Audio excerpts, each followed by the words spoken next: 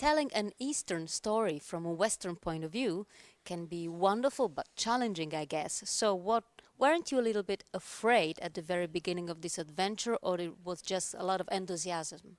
I should have been afraid. I realise now in retrospect I probably shouldn't have done it. But there's something about going into films that sometimes when you enter them in a naive way, it's very, very good.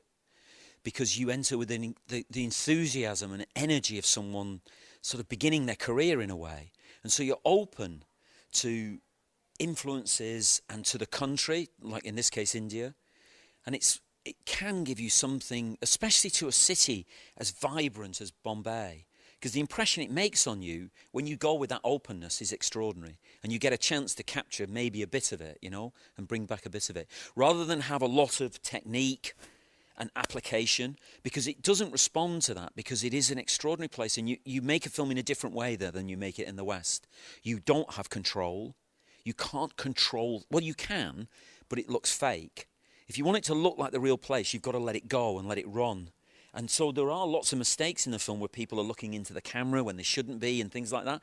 But you just go with it, because what you get in substitution for perfection is you get this realism. You get this sense of a real live city working, and living in horrible ways and in wonderful ways as well.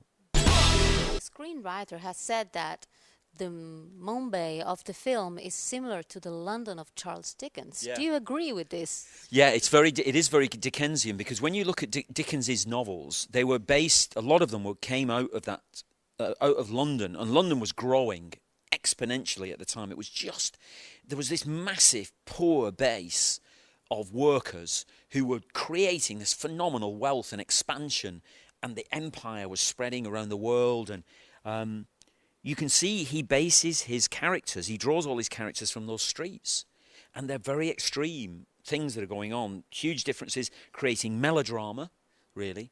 And these passages from poverty, this sense of a passage which everybody dreams of a passage from poverty to wealth, from rags to riches, or as in our case, from rags to Raja, they call it in India. And that story arc is universal and archetypal in our brains. We dream about that chance of success.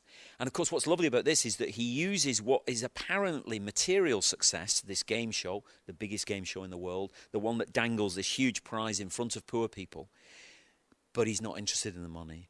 He's hijacking the show for his own agenda, which they know nothing about. They torture him, they humiliate him, thinking it's all about money, and he's trying to cheat them out of the money. He's not interested in the money. He gets the money because he answers all the questions correctly. But actually, his real reason is to be on there is love. That's the real reason he's on the show. And he figures if he stays on the show long enough, the girl who he loves and who he has lost in the chaos of Mumbai, she'll be watching the show and she'll see him on it and they can reconnect. Many people that go to Africa or to India, they make also an internal journey. So maybe this can sound a little bit cliche, but has India and that city changed you? Yes, absolutely. They always say you can leave India, but it will never leave you. And it's true, it does. You learn, there are over 1 billion people there, which is enough for a planet, let alone a country. If you were starting up a planet, a medium-sized planet somewhere in the galaxy, if you were God, you'd say, yeah, 1 million people. Let's put 1 billion people on that planet. And they're there in this quite small country. And you can't help but learn from them. And the thing you learn, I think what I learned, is that they don't separate. They suffer these incredible extremes of violence, of cruelty, of suffering, of poverty, and these extraordinary excesses of celebration, wealth, riches, history, these extraordinary things they can celebrate. And they don't, what is unique about the place and what you carry away from it is they don't separate these things. These things are all linked together. You can't separate yourself from the poor. You think you can, but there they have a concept of destiny where all our destinies are interlinked, and that life is everything. It should be lived to the maximum, as vibrantly as possible, but it's also nothing as well at the same time. And those things are, and as a Western rationalist, you often want to find an answer to that puzzle. You regard it as a puzzle that has to have an answer. It doesn't have an answer, and it isn't really a puzzle. It is. and you have to embrace it as it is, which makes you sound like an old hippie.